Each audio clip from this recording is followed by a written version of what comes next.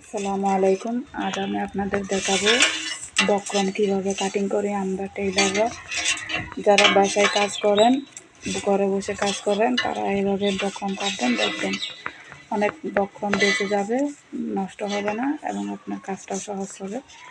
এই দেখুন, প্রথমে 1 গজ বক্রম কেটে নেবেন বা দোকান থেকে নিয়ে আসবেন 1 গজ বক্রম। এবার এই 1 গজের এদিকে না ধরে, মানে এরকম এদিকে না ধরে এভাবে ধরবেন। দেখছেন এটা আমি কিভাবে ধরছি? এভাবে ধরবেন, এভাবে ধরবেন।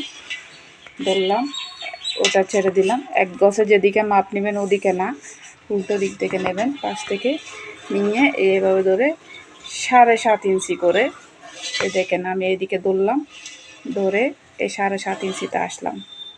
7.5 ইঞ্চিতে এসে একটু করে কেচির মাথা দিয়ে এই 7.5 ইঞ্চি বরাবর 7.5 ইঞ্চিও নিতে পারবেন, আবার 7 ইঞ্চি 2 সুতা এটাও নিতে পারবেন, যে কোনো একটা নিলেই হবে। তবে 7.5 ইঞ্চি নিলে আপনারা যারা নতুন টেইলার্স আছেন, যারা নতুন কাজ করতেছেন, ওরা বক্রম ছোটো কাটতে পারে না, একটু বড় করে কাটে, তাদের জন্য ভালো।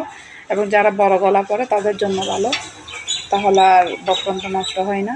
7.5 ইঞ্চিতে এভাবে ধরে আমি কাটলাম। এই 7.5 ইঞ্চি ধরে একটু করে, জাস্ট একটু করে এভাবে কাটলাম।